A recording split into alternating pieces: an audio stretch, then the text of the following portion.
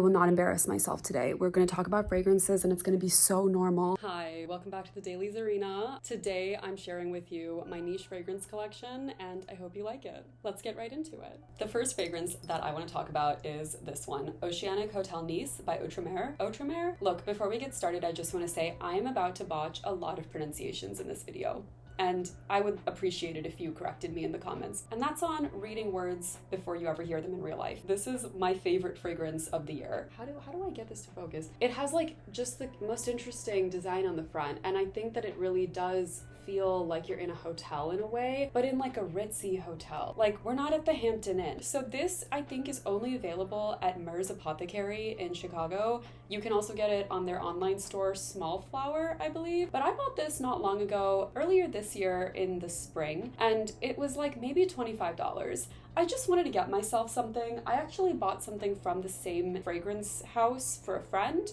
And then I came across this in that same trip when I went there and I was like, I literally need this. Oh, it's so good. It's like herby, salty, and ocean-ish. It's ocean adjacent, okay? Interestingly, this is a very masculine fragrance. I've heard other people say that it is just for men, but I guess I must like wearing men's fragrances because truly it speaks to me on a soul level. I cannot imagine my life without this fragrance. I will say that this is an EDT. It doesn't have great projection. It does not have great like longevity. I tend to spray it like 7 times and I try to get it on my clothes so that it like really sticks.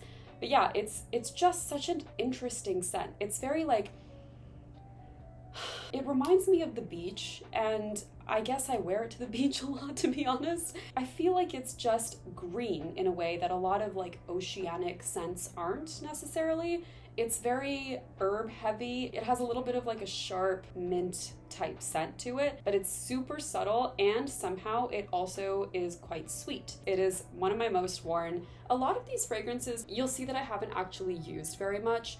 This is one that it just got such heavy use over the summer. I've also heard these are made in very small batches in France, so each bottle can be like a little different. It's just beautiful and it's super, super affordable. I really think this was like less than $30 and I will be buying it 100 times. Like I say, I will never be without this fragrance. I actually don't know if I believe in the idea of a signature fragrance because I think that moods and times can change, like what you want to smell like can change.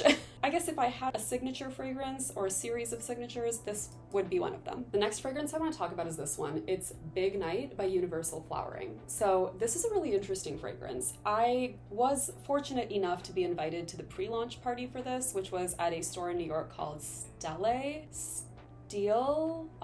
Yeah, I had never been there before, but a friend of a friend got me on the list. So thank you so much, girl. Truly an amazing night. This launched at the same time as another fragrance called Etude in Black, and both are by Courtney Refuse. So this was created by one of the people who worked on Odette and Odile, which I also like, but this one really spoke to me. I didn't anticipate buying this when I went, but when I got there, I was like, this is for me. How would I even describe this? This is really the epitome of the scent that's like, do I want you or do I want to be you? And the answer is just like a flat yes. It's very deep and complex and rich, and some of the notes are like maraschino vetiver, which is not the cherry, I found out. Artemisia is in here, bay leaf, musk, pineapple. It's a weird mix. It just smells a lot like the older guy who you know it won't work out with long term. It's very Lana. It feels smoky and leathery. Amazing fragrance. I feel like this, I've been told, should be my signature scent.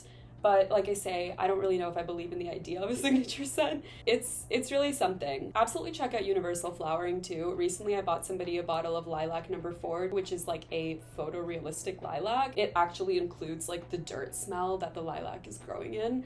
I cannot stop smelling her. This has amazing longevity and sticks to my clothes well past its welcome, and that's honestly fine. This fragrance is intoxicating. It draws you in. Next up, we have Casamorati's Levar del Sol, which is under xerjoff. I guess that's how you say it. This fragrance I bought also at Mer's Apothecary in Chicago. This is an interesting one. The most common descriptor that I hear about this fragrance that feels true to me too is that it's medicinal. You think that it's kind of cherry. Like I get like a cherry almond, like a sickening cherry in this, but it's not quite cherry. It's actually orange, lemon, apple, and rose. Those are the top notes. And then it has like an oak moss musky finish. I believe that that is the description of a, how do you say this word? Chypre scent? Chypre? It's spelled like cipher, okay? I don't know. But it's a scent that has like a very citrusy opening and then dries down to like something a lot more earthy and musky. So it does have that quality. But I wouldn't really say that it is citrusy. I feel like there's something in the middle there, maybe in like the mid notes, that's kind of powdery a little bit. This fragrance just feels like it is very, very harsh and medicinal to me in the cold, but I love wearing it in the summer. So in the heat, I feel like it blooms, it becomes something different, and it starts to smell actually like the sun. I think I walked into Mer's Apothecary and I was like, hey, I need a fragrance that smells like sunlight. And this is what I walked away with. It was the first one I tried, and 20 minutes later, I just still was thinking about it. I loved it on my skin. And I will say that it smells a lot more harsh and artificial in the bottle than it does on my skin. This is another fragrance that tends to just last like forever. So yeah, I'll smell it on clothes that I feel like are clean. It's a very not for everybody maybe type fragrance. I will say that I tried on a Fugazi scent the same day and I hated it on me so bad and I could not get it off. And then we were going out later that day and I remember I like scrubbed it off in the shower very quickly and then put this on. In comparison, my friend said that you smell a lot better now. So it's better than something by Fugazi. What kind of review is that? You can do it that way, you will. I absolutely loved this fragrance in the store, and I would say that now I don't gravitate to it as often, but when the weather's right, when the humidity's right, it does have something special to it. It's like if Oceanic Hotel Nice is the beach, this is the resort. And I don't think I mentioned it before, but Oceanic Hotel is also in this category of Chypre scents. I can't say this word. I did have to include one non-niche fragrance in here. This is a real mainstream one. I know that this is something a lot of people probably have and love. Gucci Flora Gorgeous Magnolia. So I bought this for myself as a gift for my 30th. Honestly, I would say all of the Gucci Flora scents are great. I love this, the Magnolia one, but I also love Gardenia and Orchid. I bought this during the launch week, so they threw in like samples of all of them, which I do still use and wear. But so this is described as, again, a Chypre floral. So it has that like citrusy open, which I wouldn't even call this citrusy. Yeah, I mean, it's fruity, it's something, but it's certainly not like the orange blast you get from Levar del Sol. It has almost like a coconut sandalwood creamy finish, so it tends to dry down to something that smells very like exquisite and expensive. But I've literally been told that. I've been told it smells expensive. I will say this doesn't have the best projection, but it does have pretty good longevity. So I think that I've heard that if you have a oak moss or a like syrupy resinous type note in the base layer of a fragrance, that is more likely to stick more stubbornly to fabrics and to your skin because it's like sticky. And that's why fragrances like Followed, I think that's by Jovoy Paris, has like a really, really resinous maple syrup base note, and people say you can't even store it with your other fragrances because it's so sticky and it will just infect everything with its base note. But yeah, this also has that quality of like stickiness. I just think it smells amazing. Also, if you smell like the toxic guy, you're not gonna date the toxic guy. You can just smell like him instead. It's genuinely the best way to not be around a toxic person, is to just smell like them. That is my hottest take of the year, probably. I will also say about Magnolia that this is like universally liked. I've never met anyone who smelled this and they were like, ew, like this is just genuinely a safe bet, which, you know, time and place for a safe bet. How to talk about this. This is, here we go with the pronunciation. This is Shams al-emarat khususi pink blush version. There is another fragrance called Shams al-emarat khususi, which is not pink blush, and that is a totally different fragrance, but they are both by a perfumer called al-zafaraan. And my Arabic is bad, guys. It's not good. I bought this at Intense Oud, which is a mostly online retailer, but they do have a location in Chicago, so I went there and bought this. What to say about this? Heard that it is a dupe for Kayali's Yum Bougie Marshmallow, which I've never smelled, so I can't really corroborate that, but I've heard. I'm pretty sure this is the 100 ml, and it is like less than $50 and EDP, so super strong fragrance. It is very creamy. It is heavy on the marshmallow, I'd say. but initially you get more of like a blast of like raspberry. So it starts heavy with the fruity notes and then transitions into something that's a little creamier and maybe more sophisticated, let's be honest. I will say that this is a fragrance that lacks depth. It's very like surface level and also just like a little cloying. It does kind of hit you in the back of the throat a little. Like there's something about it that's just like sickening, but I kind of like that. I think I like sickening notes in fragrances. Yeah, it's just not like the most complex or the deepest, most original vanilla you've ever smelled in your life. Should add that it is like heavy on the vanilla. I would say marshmallow vanilla with a bit of floral. Even though at first scent, the floral part will check you in the throat. After that, it's like vanilla marshmallow. It dries down to that like creamy, cutesy, like princess vanilla, if that makes sense. The dry down for this actually reminds me a lot of Happy Dust by Narcotica, which I think makes sense if you smell them both, but it has absolutely nothing in common with Happy Dust aside from that. Also, Happy Dust is like genuinely just exquisite, and this is truly just a shallow scent. But it does make you really happy. I feel like it has like a sense of joy. I like smelling this a lot right before bed. It makes me feel like a princess. Also, speaking of princess, I really dislike Princess by Kilian. This feels like an alternative. This is like my princess. Yeah, I love it, but it's got a time and place. I wouldn't recommend this unless you want it to smell very, very feminine and very cute. It's very Sanrio. What would my Melody smell like? She'd smell like this. Moving on to another beloved favorite. This is my travel size of 312 Saint-Honóre, who knows? Who knows how to say this? I don't care. It smells amazing. Oof, heavy on the pepper. It hits you with a lot of pepper initially, I'm gonna be honest. This fragrance isn't for everybody. I've had a lot of conversations with people about this fragrance and not all of them good. It is genuinely a weird smell. It's not like a traditional fragrance experience where you're like, ooh, it like hits you with something and then dries down to something. It's actually very like holistic. Like you smell this and like you actually have a pretty clear picture of what it's gonna smell like in an hour. It's like pink pepper, angelica root, and then it has something in it called ambroxan, I believe, which is very synthetic smelling. It smells difficult to place, very uncanny, and I will say that the story behind this fragrance gives you a much clearer picture of what is going on here. So 312 Saint-Honóre is the address of BDK's boutique in France. So if you look at pictures of the boutique itself, you can understand why this smells the way it does, because it's inspired by the building, which I believe has something going on like white stone, glass, metal. It's got a really architectural vibe to it. It smells almost like a stack of paper. Yeah, it smells kind of like an old library. It's very cold though. So a lot of times I think you get like library adjacent scents that are just like cozy and comfy.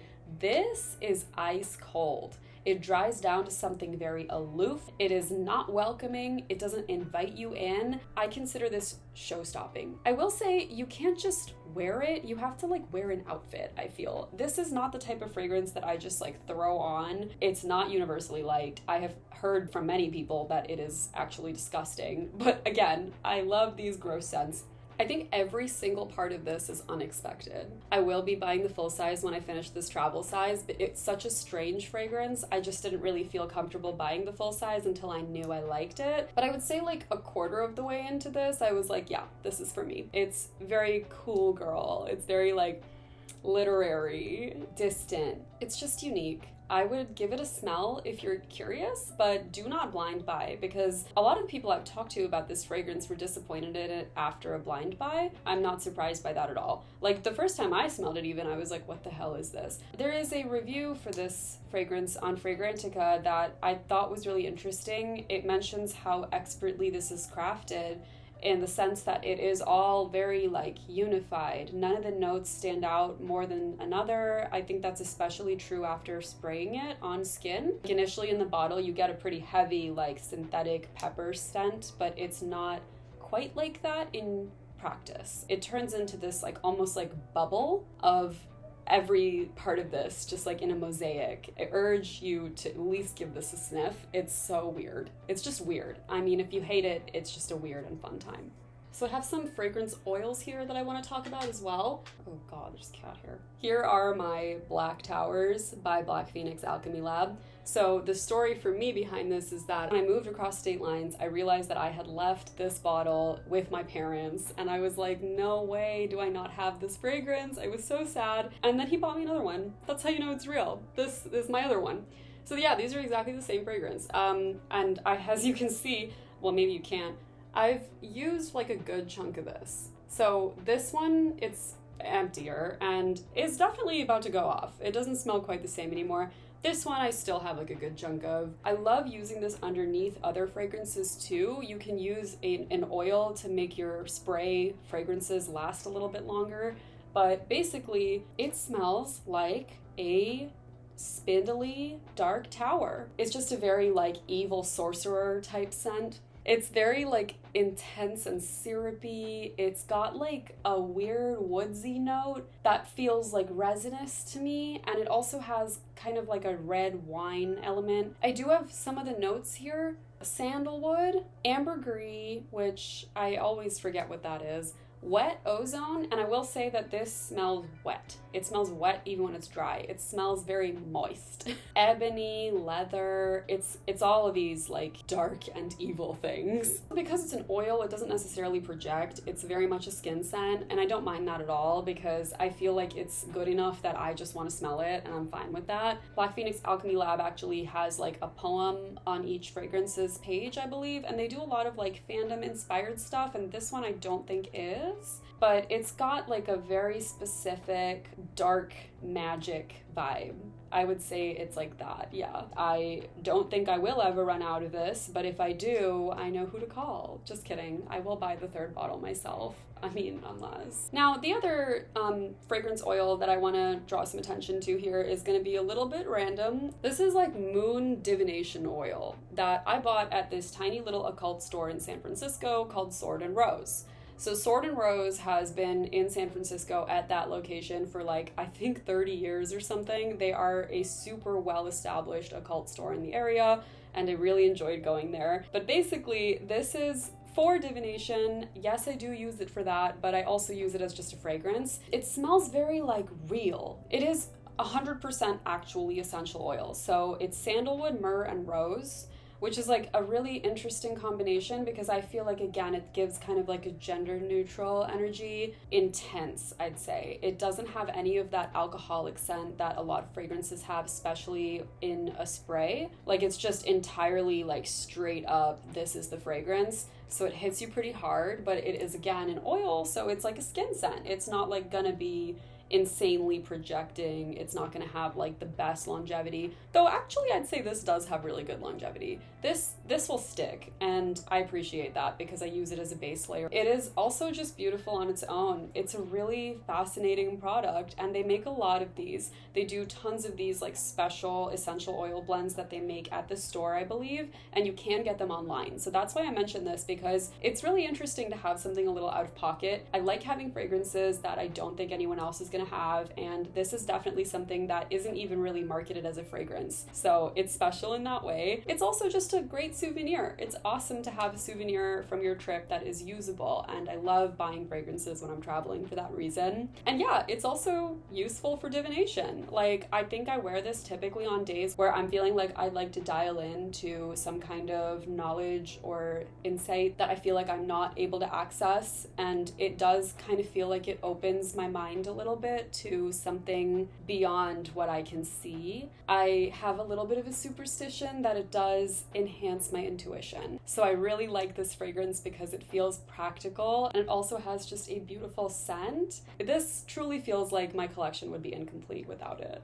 And then I also want to get into some body care that I've been using to create more of a complete fragrance experience, because You can use these underneath fragrances, or you can use them just by themselves. I have a couple of things here that I feel like are really, really useful in my collection, but aren't necessarily fragrances. This is Kai Body Glow. You really can't see this. It's just like a frosted plastic bottle. This is a weird one. It's by Guy Straza, and I don't know who that is, but I guess they're like a famous perfumer, I suppose. Kai is sold in like actual fragrance form too, but I have the Body Glow because I'm a Leo, and if I don't glow, the Leo police will come and lock me up in jail. It's basically like a rose white flower gardenia type scent. Harper's Bazaar called this like the best fragrance in the world or something, and I don't think I'd go that far. It's kind of like a very, very oily smelling rose. And interestingly, this used to smell like straight BO on me before I got off the pill. So getting off the pill changes your hormones a little, and just like getting on the pill would do the same. When I got off the pill, suddenly this started smelling really good to me. It smells good to me and on me in a way that it never did before. And also, I blind bought this. I would never have purchased this if I had tried it on and it smelled like BO. I will say it is an interesting base layer. I wouldn't really wear this unless I was wearing a complementary fragrance on top of it. One fragrance that I like to spray on top of this is Roses by Diptyque. That's one that I feel like really goes with this and complements it because they're both like rose forward fragrances that don't clash at all. But yeah, I haven't really found the perfect place in my collection for this, though I am using it a lot more now since I pulled it out of storage and went, oh, I like this now. So that's something. Okay, and then we have something that has very quickly become like an OG for me. So this is weird. I bought it like literally less than a week ago, but I've already used a significant portion. This is the Saltair Saltwater Vanilla Body Oil. So I use this like after I get out of the shower basically, and usually with a body oil I would put like lotion on. I have like a mist bottle that I'll like spray myself with water again and then apply oil because it just like absorbs a lot better. This smells divine. Oof, it's just like a very sexy salty vanilla. There is something about this where I'm like, is that even vanilla? Yes, but it's like a special vanilla. It is salted. I think that the salt gives it that like gender neutral trait that I look for in fragrances. It just smells so good. It's something that I never expected to like as much as I do. I just picked it up because I was like, oh, saltwater vanilla, that sounds good. And then I smelled it and I was like, yeah, that's okay. But when I really started using it, it has that same intoxicating trait that I think Big Night has in a completely different form. This is a beautiful fragrance, and I will be buying the perfume version of this as soon as I possibly can. It's just a really cozy smell. Now, I have heard from the good people at fragrantica.gov that it is very much a summer fragrance, and I totally disagree. This is a winter fragrance for me because it's like, it feels like just curling up by the fire. It has like such a homey, like cozy, inviting vibe, but it's not cloying. It's not basic. It just smells like a very elevated vanilla. I love vanilla fragrances. I have like another one literally coming in the mail, and this is to me like the ultimate base layer underneath any vanilla fragrance. Yeah, Saltair, they really did something here. Also, it has like kind of a nice bottle. Saltair is also the brand that has like the metal body washes. But yeah, this is awesome. Huge fan, highly recommend, and I will be buying the perfume version. So there you have it. Those are my niche fragrances. I will be doing more fragrance reviews. I just really like to talk about them, and I'm very excited to be sharing these. If you liked any of these in particular, you have questions about any specific one, please feel free to leave them in the comments. Also, I am launching a little bit of a newsletter. I want to get back to this like small internet that was such a staple of my childhood. And I feel like the way I want to do it is by sending out a newsletter. It's not going to be very regular. I'm going to be honest with you. I have tons of other commitments in my life, but it might be nice to just have more of like a personal forum where I can share thoughts with you and we can have a little back and forth maybe. So I'll leave the sign up link for that in the description. Thank you so much for watching, and I'll see you in the next one. You always say life is just a game. Playing is okay until you